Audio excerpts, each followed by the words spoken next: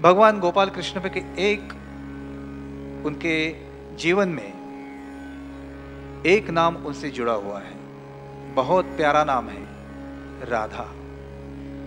राधा, पहले हम राधा बोलते, बाद में कृष्ण बोलते।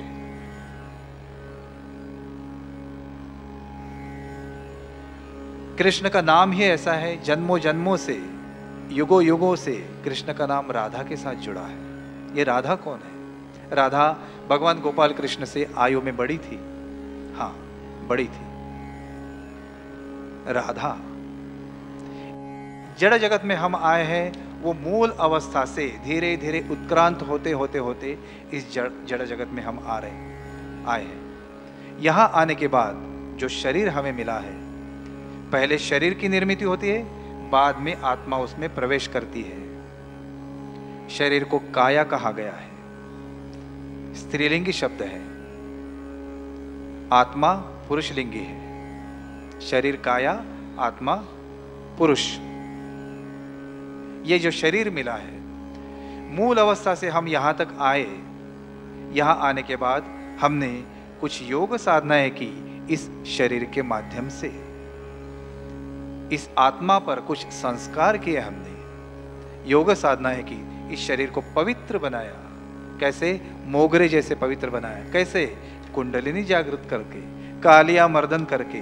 कुंडलिनी जागृत होने के बाद ये शरीर बहुत सुंदर बनता है, बहुत सुंदर बनता है, पवित्र बनता है, और शरीर के साथ मन भी बहुत सुंदर बनता है।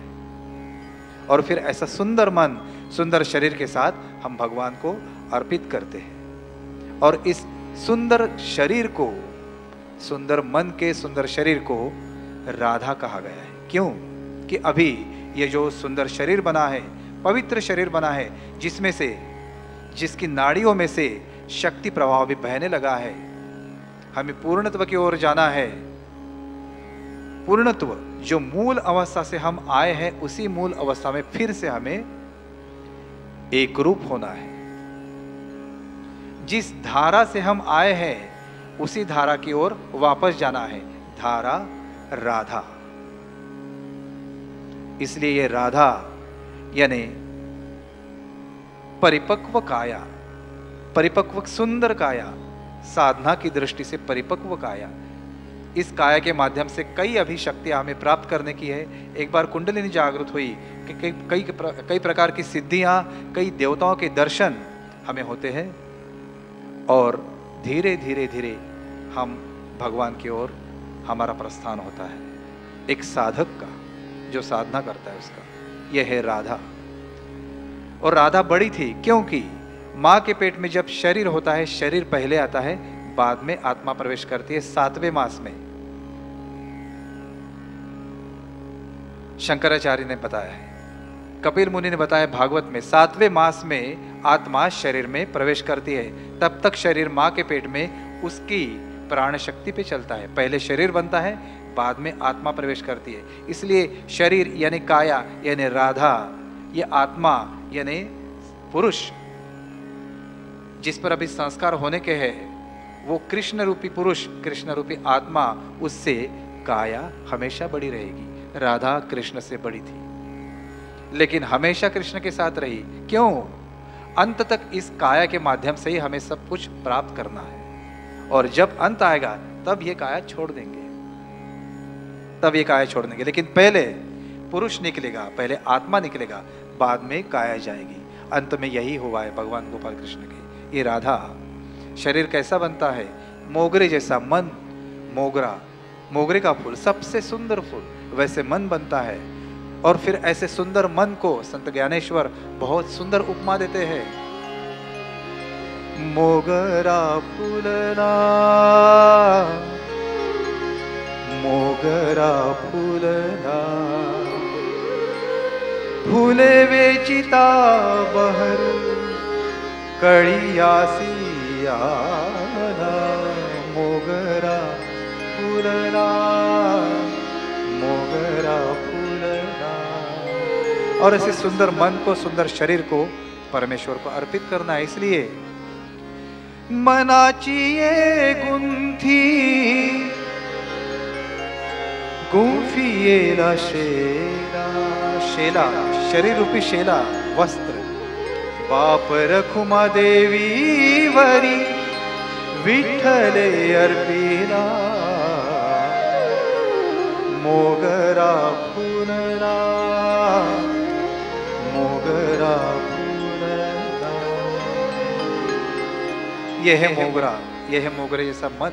इसलिए राधा हमेशा कृष्ण के साथ रही, परिपक्व काया, साधना के अनुरूप काया, और इसलिए हमेशा कृष्ण का नाम लेने से पहले ही राधा का नाम लेते हैं। इसलिए किसी कवि ने कहा है, श्याम राधे कोई न कहता,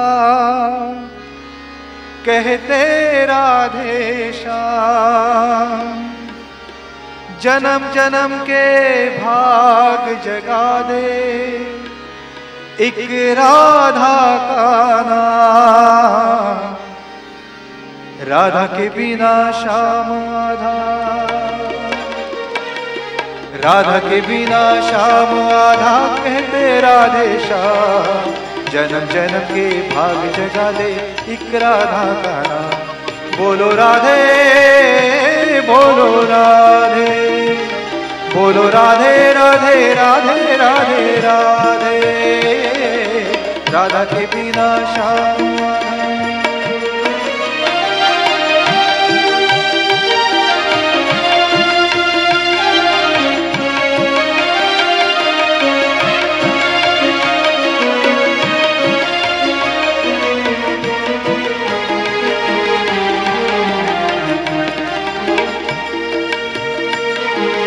व्यर्थ पड़ा माला बिन मोती, व्यर्थ रही दीपक बिन ज्योति, चंदा बिना चांद जैसे सूरज बिना धूप न होती,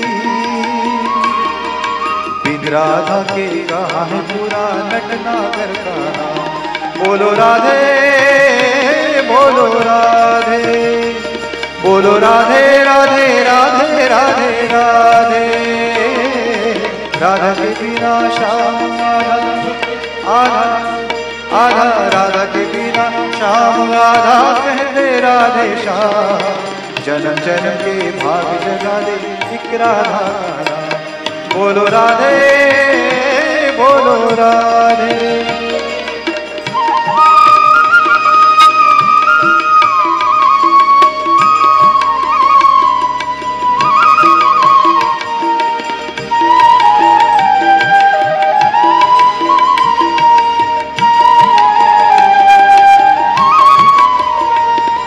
साथ जैसे जल की धारा, साथ जैसे नदी किनारा,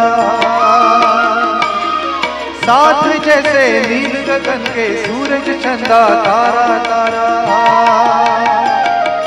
जैसे इनके बिना अधूरा वृंदावन का नाम। बोलो राधे, बोलो राधे, बोलो राधे राधे राधे राधे राधे, राधा के बिना श्याम आधा, आधा आधा, राधा के बिना श्याम आधा, कहते राधे श्याम, जन्म जन्म के भाग जगा दे एक राधा का नाम। बोलो राधे, बोलो राधे, बोलो राधे राधे राधे राधे राधे, बोलो राधे, बोलो राधे, बोलो राधे, बोलो राधे।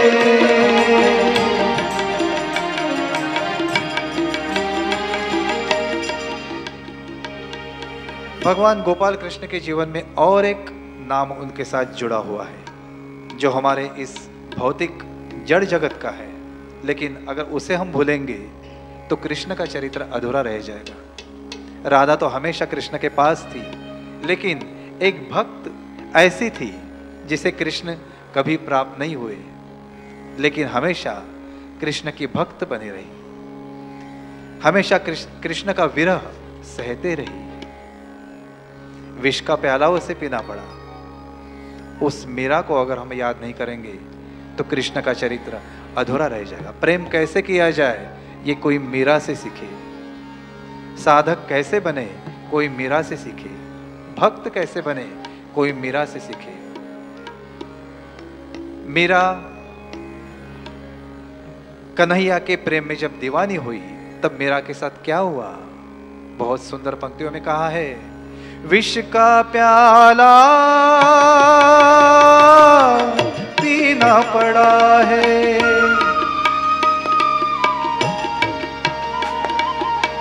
मर कर भी मोहे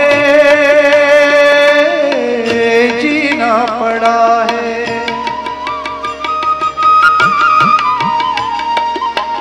नैन मिलाए क्या गिरधर से, नैन मिलाए क्या गिरधर से, गिर गई जो अपनी ही नजर से, रो रो नैना खोए, चुप चुप मीरा रोए, दर्द न जाने कोई, चुप चुप मीरा रोए, दर्द न जाने कोई। हेरियो मुझसे मोरा श्याम रूठा, जय जय श्याम राधे श्याम राधे श्याम राधे श्याम, जय जय श्याम राधे श्याम राधे श्याम राधे श्याम।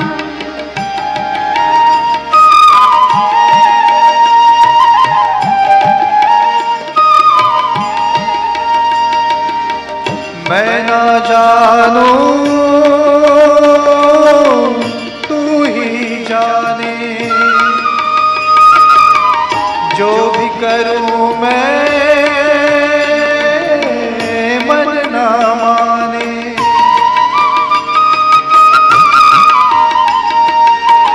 पीड़ा मन की तू जो न समझे, पीड़ा मन की तू जो न समझे, क्या समझेंगे लोग भिगोले कांटों की से सोए।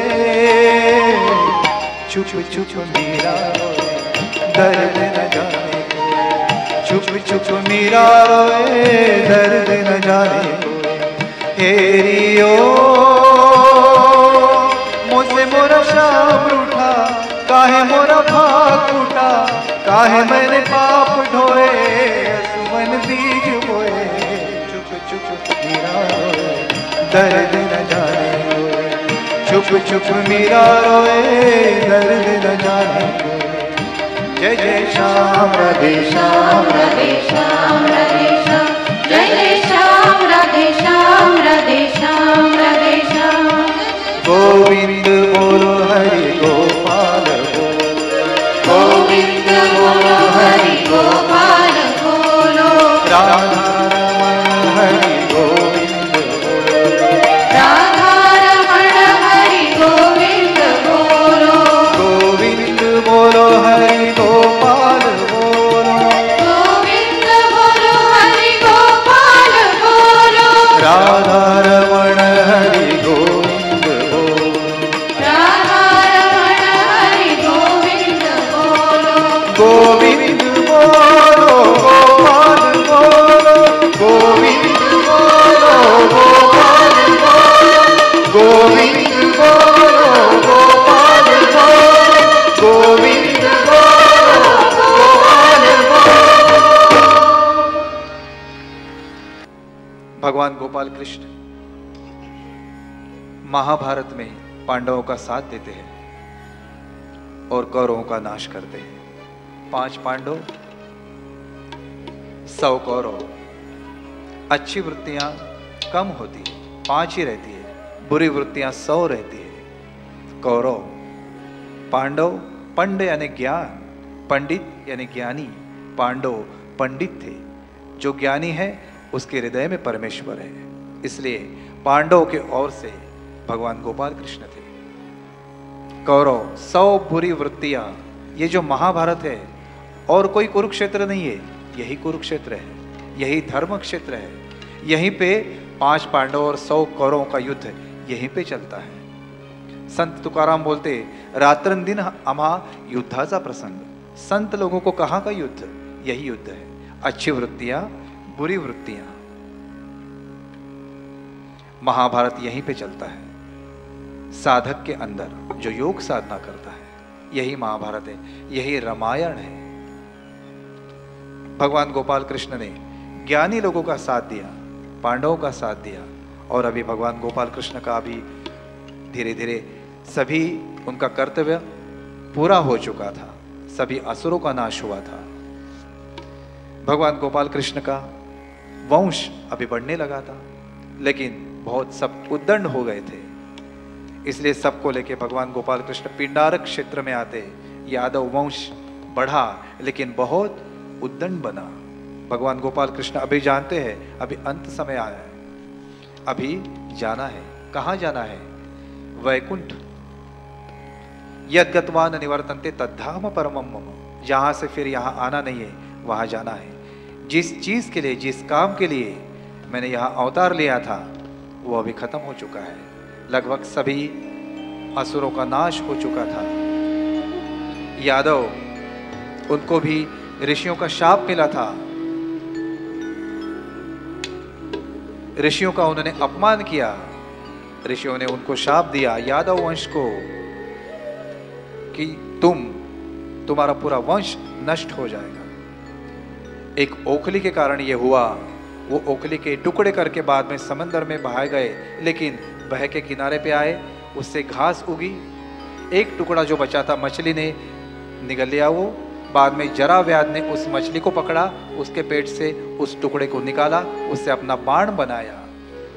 जो घास उगी थी, उद्दंड यादव वंश ने मदिरा पी के समंदर के पास जाने के बाद मदिरा पी के उनकी आपस में लड़ाई होने लगी। शस्त्र अस्त्र सब हो गए, सब खत्म हुए, तो वो घास से एक मेघ को मारने लगे। वो घास, जहरीली घास, उस ओखली से बनी थी, जो ओखली ऋषियों से शापित थी। सब यादव वंश नष्ट हो गया भगवान के आंखों के सामने।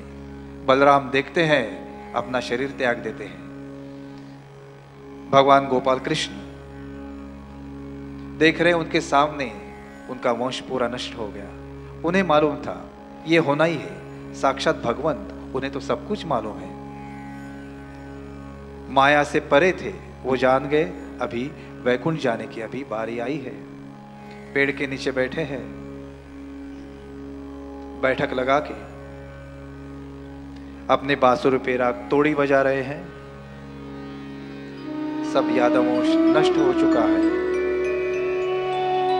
सब याद कर लेते हैं, क्योंकि अभी जाना है ना वैकुंठ में, जहां से फिर आना नहीं है। याद कर लेते, यहाँ राधा थी, गोपियां थी, कालिया मर्दन किया यमुना के तट पर, वगैरह वगैरह। यशोदा थी, देवकी वसुदेव थे, सब याद कर लेते। बांसुरी बजाते हैं। एक अंगूठा उनका पेड़ के पीछे से शिकारी को दिख रहा है। वो शिकारी कौन? जरा शिकारी, जिसने वो मछली के पेट से ओखले के टुकड़े का बाण बनाया था। जहरीला बाण था वो सोचता है कोई श्वापद वहां पे बैठा है, तीर चलाता है। तीर ने अपना काम किया, भगवान के अंगूठे को तीर लग गया, बस कारण मिल गया वैकुंठ जाने के लिए। जराव्याध आके देखता है, भगवंत ये मेरे हाथ से क्या हुआ? बहुत दुखी हुआ। भगवंत बोलते, अरे नहीं, तेरे हाथ से अच्छा ही हुआ है, सत्कर्म हुआ है, तुझे तुरंत मुक्ति मिल जाएगी। तुरंत विमान आया स्वर्ग से, जराव्याध को मुक्ति मिल गई। भगवंत अभी सोचते अभी जाने की बारी आई है। रहना नहीं देश बिराना है, रहना नहीं देश बिराना है। उनके बाजू में सारथी दारुक खड़ा था, उसको बताते हैं, दारुक अभी वैकुंठ गमन की मेरी बारी आई है, अभी समय आ गया है, तुम द्वारका में जाओ, वहां जो भी लोग हैं सबको इंद्रप्रस्थ लेके जाओ और उन्हें बताओ द्वारका अभी डूबेगी, उनको मेरे आशीर्वाद दो और बताओ मेरी जिंदगी में जो मैंने प्रसंगों को, कठिन प्रसंगों को जिस तरह मैंने सामना किया, इन प्रसंगों का आप भी मुझसे वो आशीर्वाद लो, मुझसे वो शक्ति लो और अपना जीवन यापन करो और खुश रहो। अब मैं जा रहा हूं। स्वर्ग से, वैकुंठ से विमान आया, भगवान वैकुंठ में चले। बांसुरी पे राग तोड़ी चल रहा है। विमान में चढ़े भगवान गोपाल कृष्ण। विमान ऊपर जाते जाते जाते जाते वैकुंठ की ओर बढ़ रहा विमान। भगवान गोपाल कृष्ण का अवतार यहीं पे समाप्त होता है। भगवान गोपाल कृष्ण इस ब्रह्मांड के महानायक हैं। पूरा जीवन उन्होंने समाज के लिए व्यतीत किया, समाज के भले के लिए। खुद सारी तकलीफें खुद सही, लेकिन समाज को सुख दिया। एक बहुत बड़ा आदर्श समाज के सामने रखा है। और कृष्ण को निर्माण करते वेद व्यास जी ने एक बहुत बड़ा आदर्श समाज के सामने रखा है। एक बहुत बड़ा ज्ञान विज्ञान समाज के सामने रखा है। कृष्ण का ये रूप, कृष्ण की कथा के साथ साथ अगर हम सब जाने, पूरी दुनिया जाने, तो कृष्ण पूरे विश्व के आदर्श देवता बनेंगे। हमें कृष्ण को मर्यादित नहीं करना चाहिए। कृष्ण इतने महान है, कृष्ण को हमने जितना जाना है उससे कई विशाल कृष्ण है।